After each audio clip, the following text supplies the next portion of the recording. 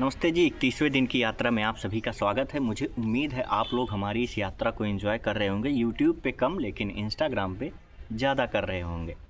और आज मेरे 500 फॉलोअर भी पूरे हो गए। इसके लिए आप सभी का बहुत बहुत धन्यवाद। लेकिन यूट्यूब पर सब्सक्राइबर नहीं बढ़ रहे तो थोड़ा सा दुख है। चलो ये सब छोड़ो, मैं आज की कहानी बताता हूँ। सुबह सुबह मैं अभिषेक भैया के यहाँ से नीरज भैया के साथ उनकी फैक्ट्री पे चला गया। वहाँ पे मैंने उनके फैक्ट्री की वीडियो शूट करी। तो ये उनकी फैक्ट्री के बारे में मैं थोड़ा सा बता देता हूँ आपको।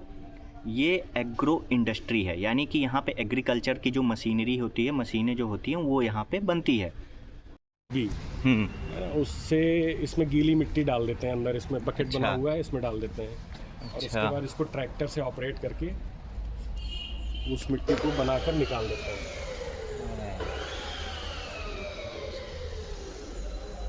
6 फीट डायमीटर का होता है। अच्छा। हाँ, और इसमें पहले इसमें सिंगल इम्पेलर आता था जिसमें वन साइडेड बोथ बेयरिंग होते थे, पर अभी क्या है, अभी हमने इसको डबल इम्पेलर करके बनाया है जिसमें बोथ साइड बेयरिंग्स होते हैं। ये इसको डबल इम्पेलर बोलते हैं, डबल इम्पेलर टाइप। अच्छा। Induced fan.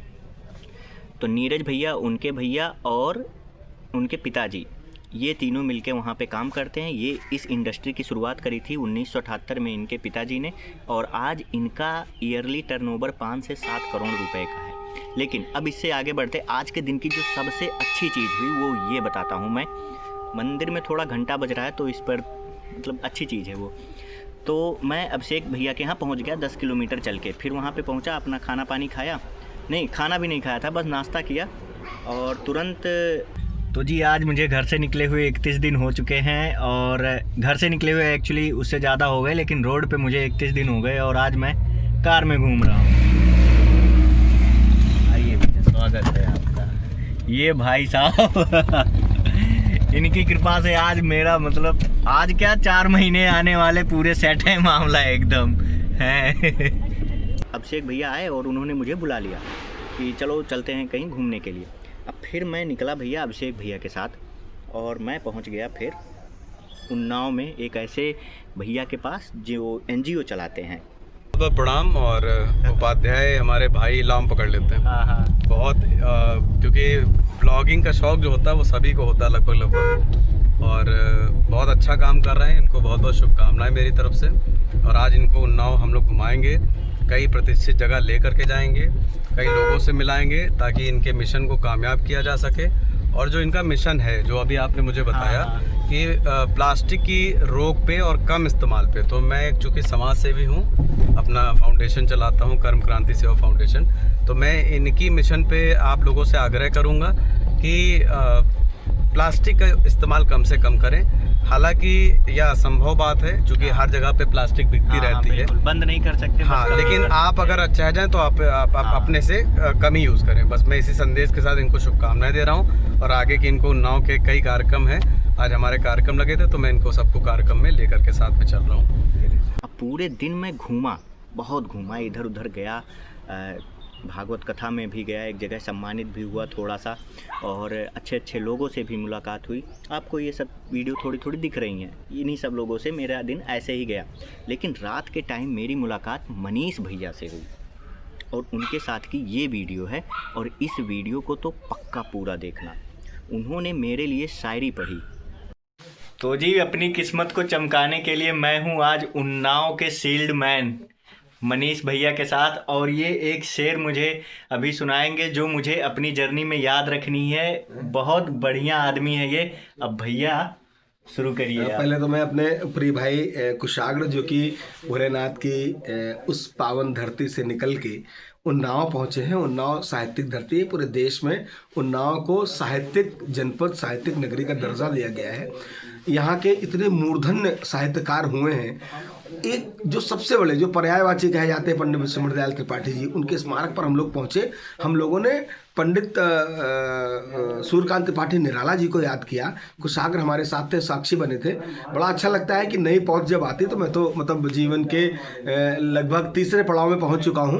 तो एक बड़े शायर थे, वरेण्य शायर थे, जिन बहुत बड़े बड़े शायरों कवियों को अपने उन्नाव में हम लोगों ने अपने मंच पर पाया है, उनके साथ में मंच साझा किया है। उसमें ताहिर फराज साहब थे, उनका भी निर्माण हुआ है और वो एक बहुत अच्छा सा मतलब उनका एक गीत है, उनकी वह गज़ल है, नज़म है, वो मैं अपने भाई को भेंट कर रहा हूँ कि अपनी इस पूरी यात्रा में जिस उद्देश्य के लिए ये निकल के चले हैं कि हम प्लास्टिक को अपने जीवन कर्मों के बीच से कम करें। हटा नहीं सकते हम लोग, कुछ ऐसी चीज़ें हैं कि बच्चे खेल रहे हैं, अगर खिलौना वो भी प्लास्टिक का है, लेकिन पॉलीथीन को तो हम लोग एटलीस्ट अपनी शैली में, अपनी जीवन शैली से हटा सकते हैं। वो हटा भी सकते हैं हम लोग, क्योंकि मेरी आदत है कि मेरे घर में, मेरे कार्यालय में, जहाँ कहीं भी मुझे पॉलीथीन मिलती है, गत्ते में मैं डालता रहता हूँ, मैं फेंकता नहीं हूँ रोड पर कि किसी जानवर ने खा लिया उसका जीवन खत्म हो जाता है। तो मैं उन पंक्तियों पर आता हूँ जिसके लिए हमारे प्रिय कुशाग्र ने हमारे ऑफिस में आके मतलब कहा है कि हमारे भैया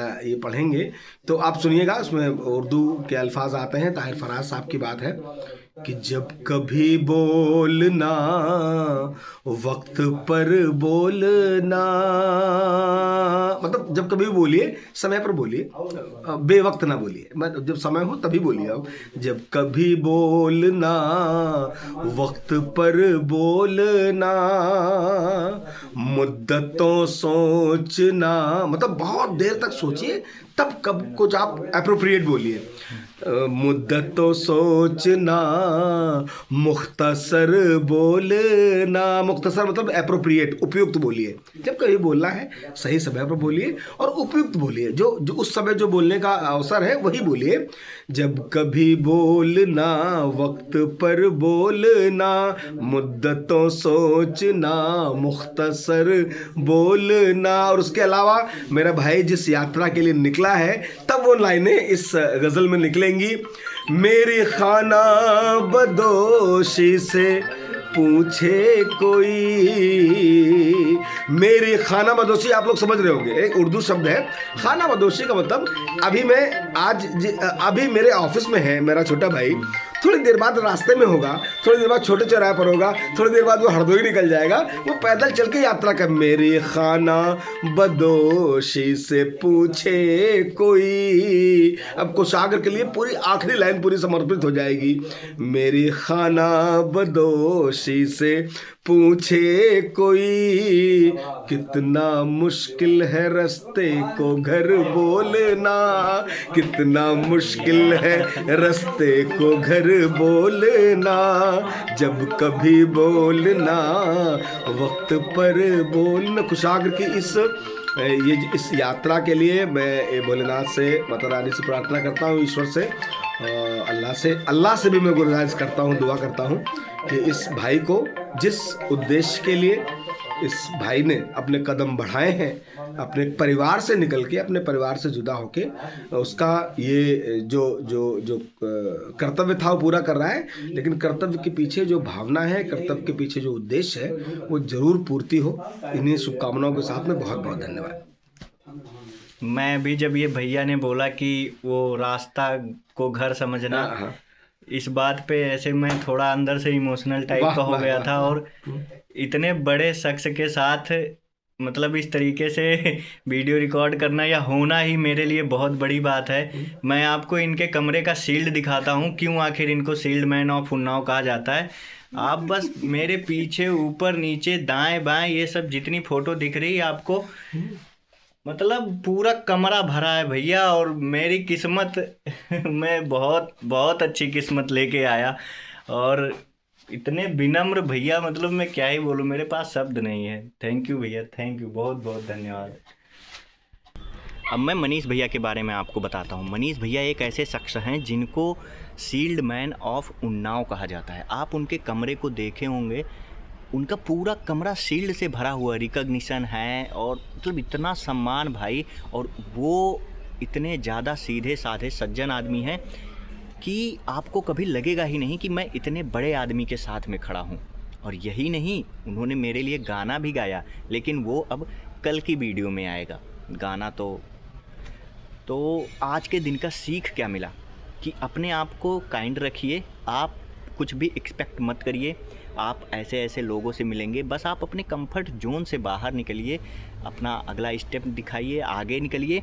और एक फैमिली मिल गई भाई मुझे उन्नाव में कि कोई कुछ भी, मतलब हम और अभिषेक भैया एक दूसरे को कभी नहीं जानते थे, लेकिन जिस तरीके से उन्होंने मुझे ट्रीट किया, जिस तरीके से उन्होंने मुझे प्यार दिया, वो बहुत ही काबिल तारीफ़ है। और अभिषेक भैया देख भी रहे होंगे, भाभी भी देख रही होंगी ये वीडियो पूरी, तो उनको बहुत बहुत धन्यवाद। और इसी के साथ मैं आज की वीडियो को समाप्त करता हूँ। हमारी कहानी में जुड़े रहिए, क्योंकि हमारी हर दिन की एक नई कहानी है। कल की कहानी मनीष भैया के गाने के साथ शुरू करेंगे। तो मिलते रहिए, जुड़े रहिए, मिलते तो रहिए ही, जुड़े भी रहिए और प्लास्टिक का इस्तेमाल करना कम करिए। बहुत बहुत धन्यवाद।